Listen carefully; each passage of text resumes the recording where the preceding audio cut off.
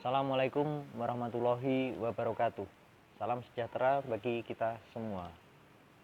Saya Arif Bustoro, dosen Universitas Kauripan Kediri. Pada saat ini pembelajaran di Universitas Kauripan Kediri berlangsung secara hybrid, yaitu daring dan luring. Pada pembelajaran daring, saya menggunakan aplikasi Google Meet. Kemudian pada pembelajaran luring, saya laksanakan 2 kali pertemuan, yaitu pada pertemuan ke-7 dan pertemuan ke-15. Dalam setiap pelaksanaan pembelajaran, saya selalu menyesuaikan dengan rencana pembelajaran semester atau perangkat pembelajaran yang saya buat.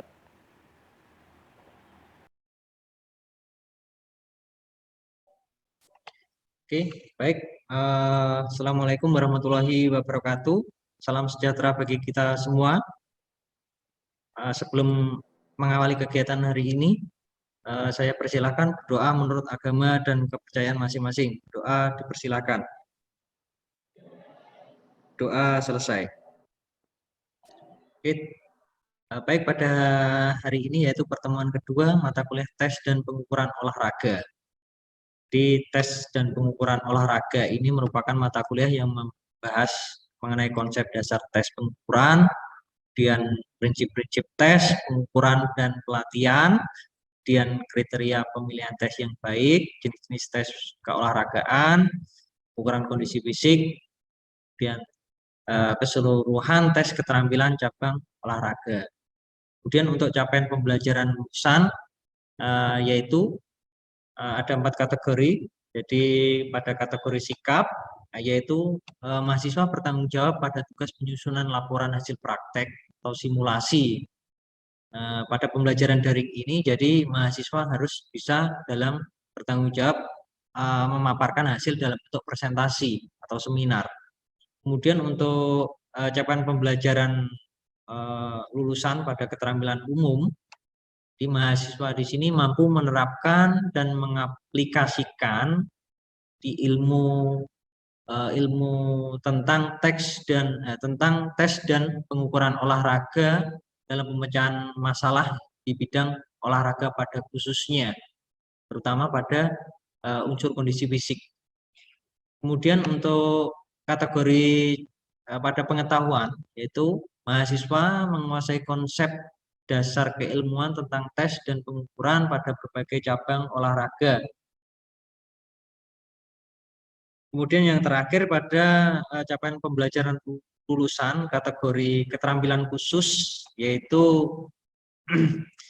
mahasiswa mengambil keputusan strategis berdasarkan data dan informasi yang telah dilakukan baik secara praktek maupun teori untuk memilih berbagai alternatif solusi terhadap masalah yang berkaitan dengan tes dan pengukuran. Dan untuk capaian pembelajaran mata kuliah secara keseluruhan itu adalah menguasai teori dan teknis dalam pelaksanaan tes dan pengukuran baik dalam bidang pendidikan maupun olahraga.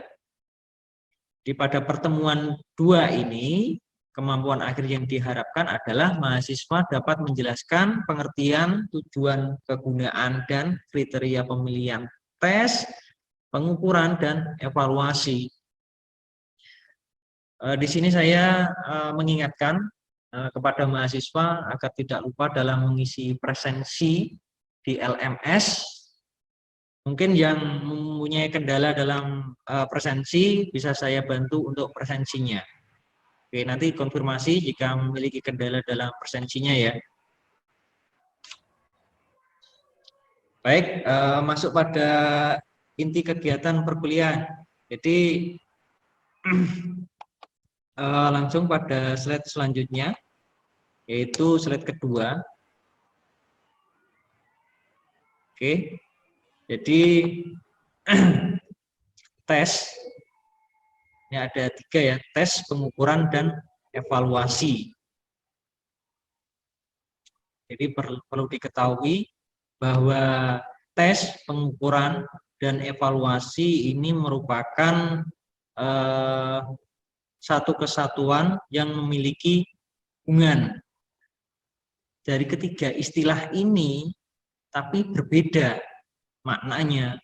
Jadi banyak orang yang tidak mengetahui secara jelas perbedaan hubungan antara ketiganya. Jadi tes adalah instrumen atau alat yang digunakan untuk memperoleh informasi tentang individu atau objek. Jadi sebagai pengumpul informasi, data, kemudian tes yang harus dirancang secara khusus,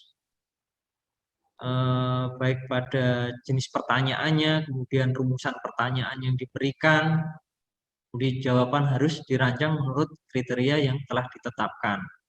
Kemudian pada pengukuran. Jadi pengukuran adalah proses pengumpul data atau informasi yang dilakukan secara objektif. Jadi melalui kegiatan pengukuran, segala program yang menyangkut perkembangan dalam bidang apa saja dapat dikontrol dan dievaluasi.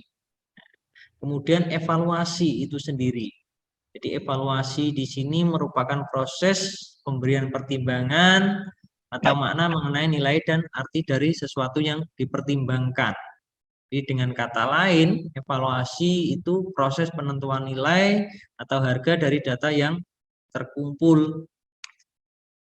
Oke, baik. Lanjut pada slide yang selanjutnya terkait hubungan. Jadi bisa diilustrasikan sebagai gambar berikut ya, terkait hubungan yang ada pada tes, pengukuran, dan evaluasi. Jadi ilustrasi seperti gambar tersebut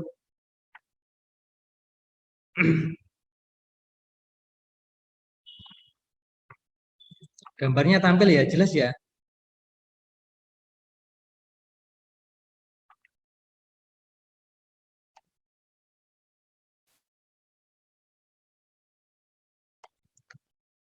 Oke, baik, saya lanjutkan. Jadi hubungan dari tes, pengukuran, dan evaluasi ini dapat diilustrasikan seperti gambar. Oke. Misalkan di sini pada tujuan untuk memperoleh data yang saya contohkan adalah lompat jauh. Jadi dibutuhkan tes yaitu dengan menggunakan tes lompat jauh. Jadi dapat diketahui seberapa jauhnya lompatan seseorang, maka dilakukan pengambilan data lompat jauh dengan pengukuran terhadap lompatan seseorang sesuai prosedur yang sudah baku dan sistematis. Misalkan didapatkan angka 6 meter misalkan dalam pengukuran. Kemudian angka tersebut dibandingkan dengan kriteria atau norma. Apakah nanti kategori baik, cukup, atau kurang. Jadi seperti itu untuk hubungan antara evaluasi, pengukuran, dan tes. Kemudian untuk slide selanjutnya, lanjutkan. Jadi terkait tujuan. Pada tes, pengukuran, dan evaluasi, yang pertama adalah pengelompokan. Di pengelompokan ini merupakan tujuan pengukuran evaluasi yang sering dirasakan dan dilakukan oleh para guru ataupun pelatih. Kalau pada penilaian, ini tujuannya adalah untuk informasi terhadap kemajuan kompetensi yang dicapai pada proses pembelajaran. Sedangkan untuk motivasi, tujuannya itu agar siswa memiliki motivasi positif dalam meningkatkan potensi dirinya agar bisa terus berkembang. Kalau pada penelitian, tujuan penelitian ini merupakan kegiatan dalam mengimplementasikan pengetahuan, jadi memecahkan masalah secara ilmiah dan prosedural. Oke, baik. Selanjutnya pada kegunaan tes, pengukuran, dan olahraga. Yang pertama adalah menentukan status. Jadi status siswa di sini merupakan kemajuan dan perkembangan kemampuan siswa. Kemudian untuk klasifikasi, di sini yang dimaksud adalah pengukuran berguna untuk klasifikasi siswa dalam kelasnya. Jadi kadang-kala guru lupa ya dengan perbedaan kemampuan setiap siswanya di dalam kelas. Nah, akibatnya apa? Banyak yang terjadi perlakuan yang dianggap sama dengan kemampuannya. Akibatnya siswa banyak yang tertinggal. Itu. Kemudian yang ketiga, itu pada diagnosis dan bimbingan. Jadi aktivitas melihat dan menganalisa kelemahan-kelemahan yang dan kekurangan ya siswa dalam melaksanakan sebuah program.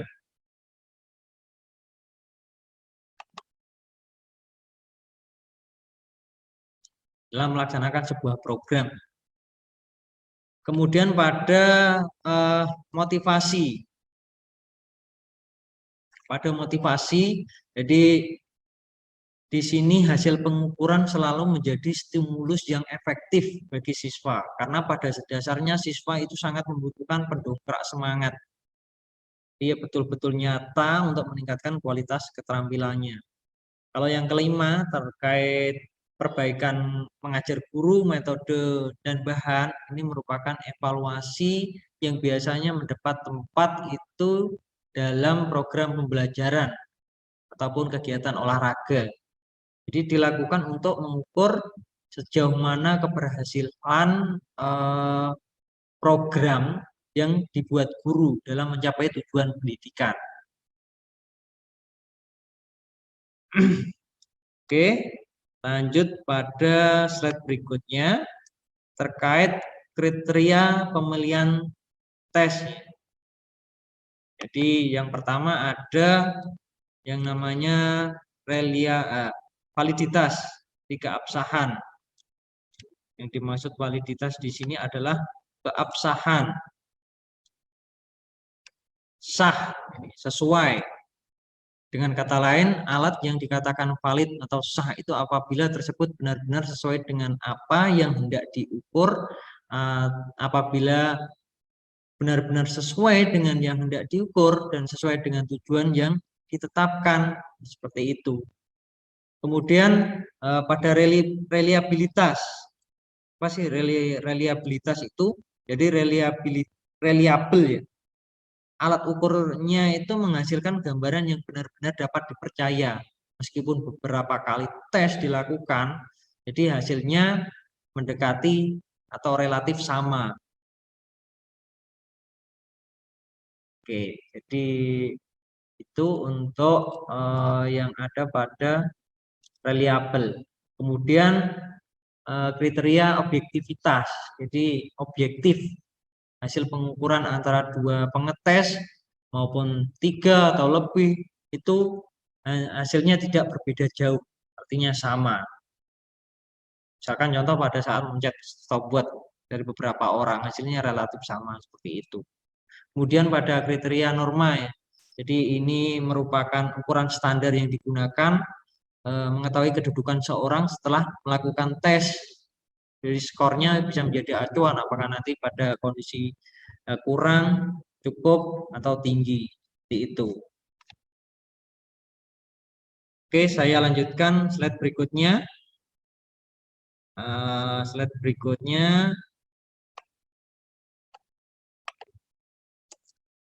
Nah, ini contoh validitas ya, uji validitas rumus. Tapi di sini kita tidak melakukan secara manual dengan harapan nanti mahasiswa akan bisa menguasai yang namanya aplikasi SPSS untuk menghitung derajat nilai validitas dan reliabilitas.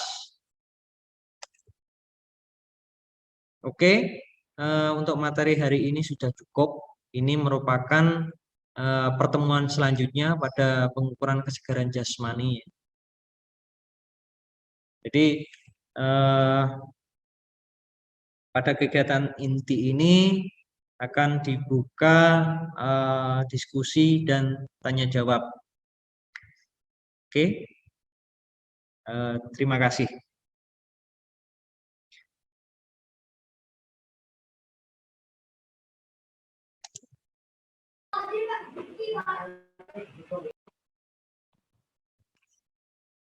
Oke, baik, saya lanjutkan ya terkait pengukuran kesegaran jasmani yang akan dipelajari pada materi selanjutnya. Jadi presentasi untuk hari ini cukup. Silahkan pertanyaan pertama dari keseluruhan materi, mungkin ada yang membuka pernyataan juga atau pertanyaan. Silahkan.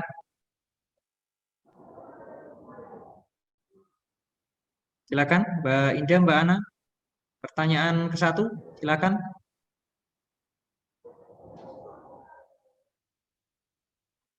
Halo, bisa dengar suara saya? Bisa, Pak. Silakan pada acara pada kegiatan sesi tanya jawab ini silakan.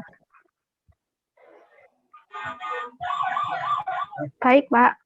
Terima kasih, Pak.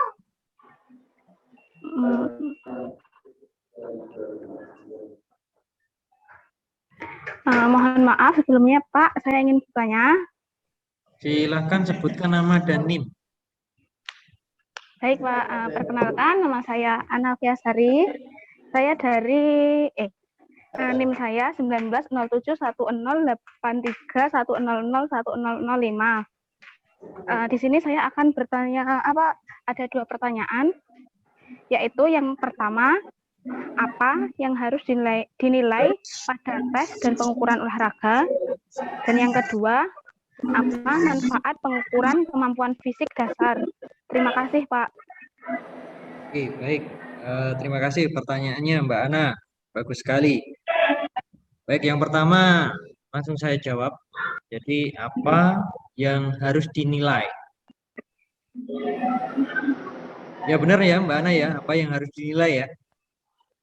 Iya, benar, Pak. Oh iya, baik. Jadi ada 2 aspek penting ya.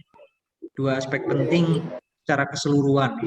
Jadi yang pertama itu adalah terkait lingkungan olahraga.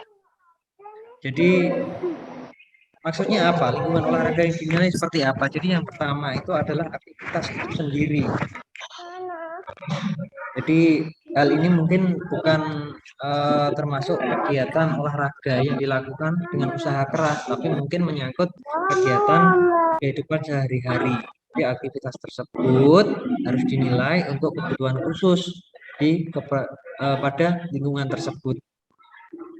Jadi informasi penting untuk menentukan tujuan program berdasarkan kebutuhan individu atau kelompok. Kemudian yang kedua yang harus dinilai yang kedua adalah siswa itu sendiri atau atlet. Jadi, untuk mengetahui kondisi peserta didik mengenai kekuatan otot, kemudian kecepatan, keseimbangan, ketangkasan. Seperti itu.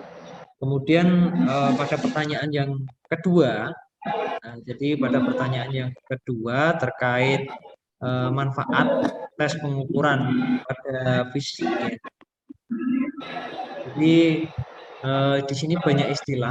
Jadi banyak istilah yang sering dipakai beragam. Misalnya di sini ability ya.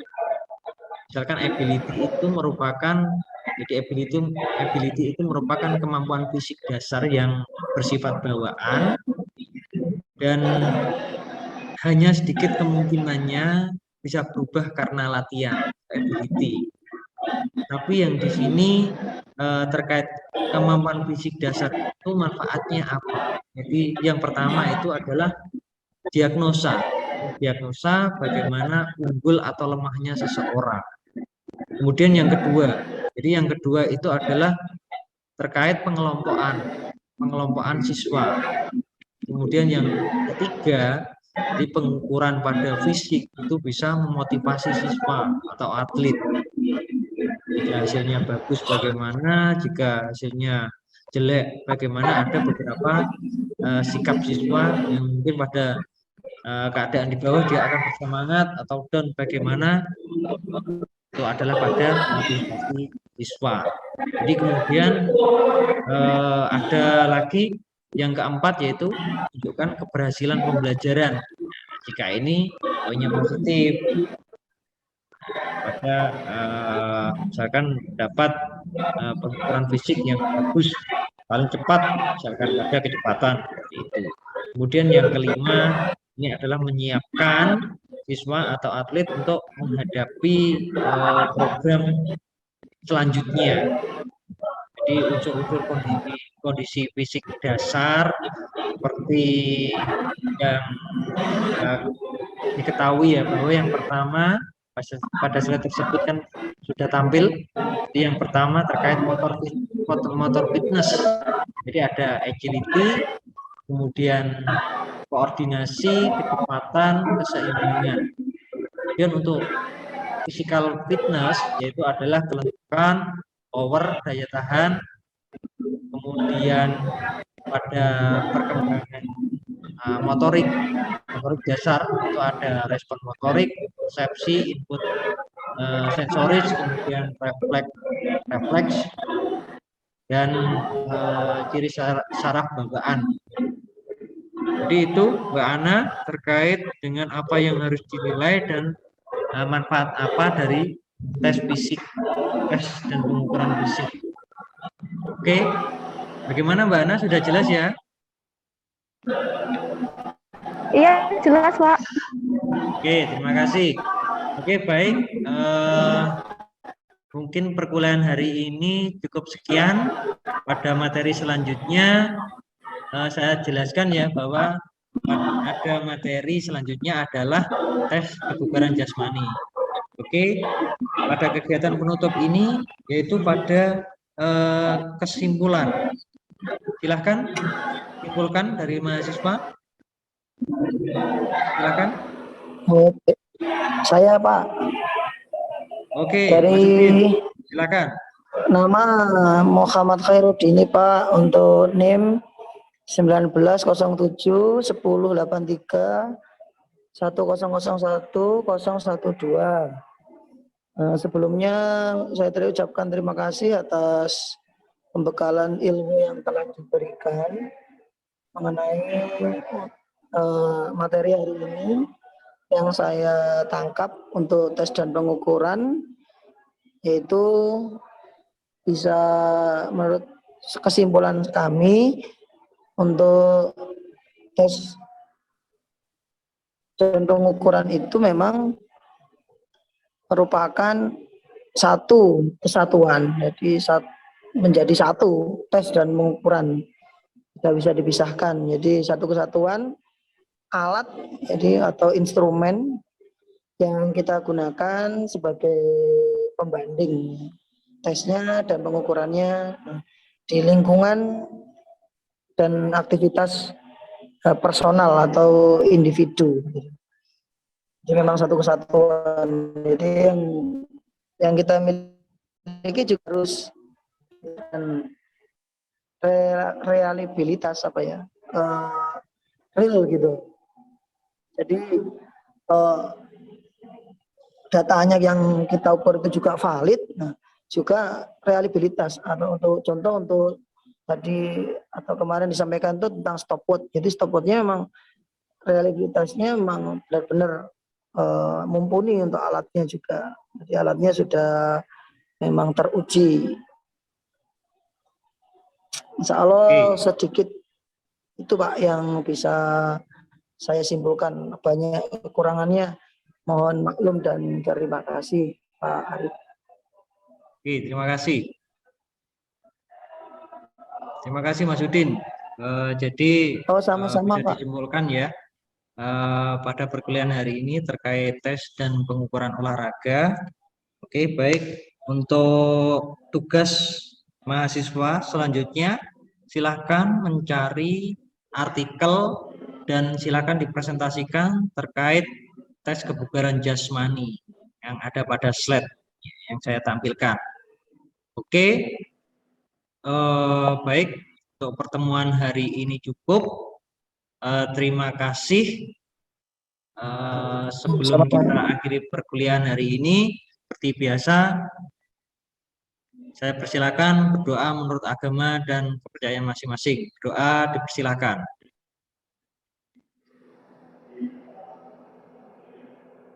Berdoa selesai. Terima kasih. Wassalamualaikum warahmatullahi wabarakatuh. Assalamualaikum warahmatullahi wabarakatuh. Terima kasih Pak. Ya.